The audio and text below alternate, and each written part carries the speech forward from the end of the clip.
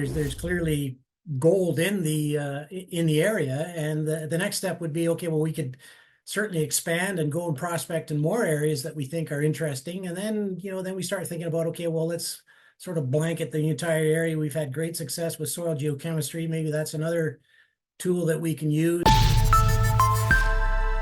All right, welcome back inside our proactive newsroom. And joining me now is Ian Fraser. He is the CEO of Fathom Nickel. And Ian, good to have you back again. How are you? Doing very well, Steve. Good to see you again.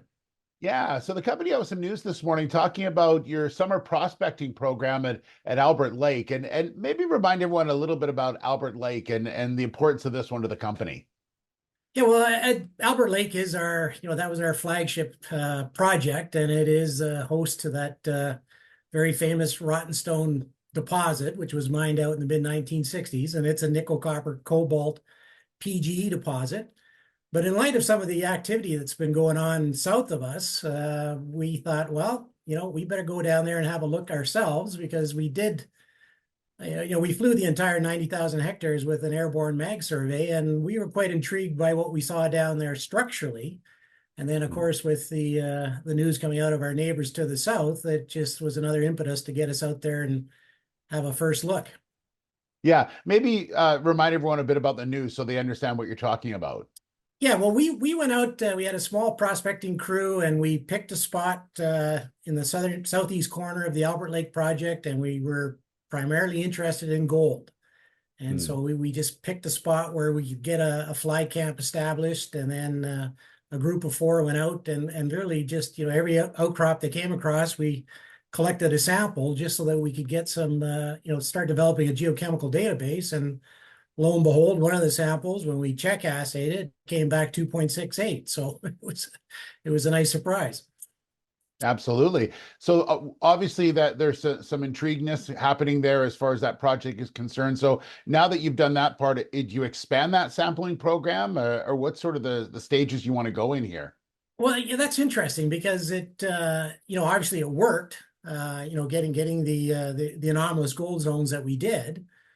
So there's clearly gold in the area, and the next step would be, okay, well, we could certainly expand and go and prospect in more areas that we think are interesting, and then then we start thinking about, okay, well, let's sort of blanket the entire area. We've had great success with soil geochemistry. Maybe that's another tool that we can use, and it's you just sort of continue to build up the database, and again, quite encouraging that with just a short period of time, we had one sample that was quite anomalous in gold.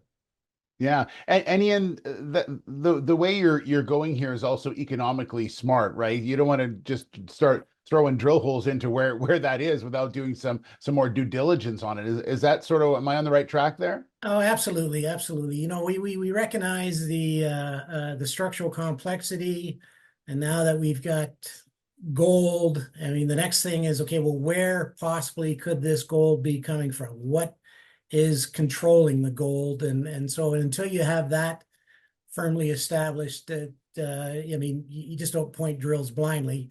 You got to have some sort of a target. So the next step is to develop the target, whether it's through additional prospecting, soil geochemistry. Sometimes geophysics is a bit difficult with gold, depending on the nature of gold. But yeah, try and get this up to sort of a drilled target. So a few steps in place to go here yet.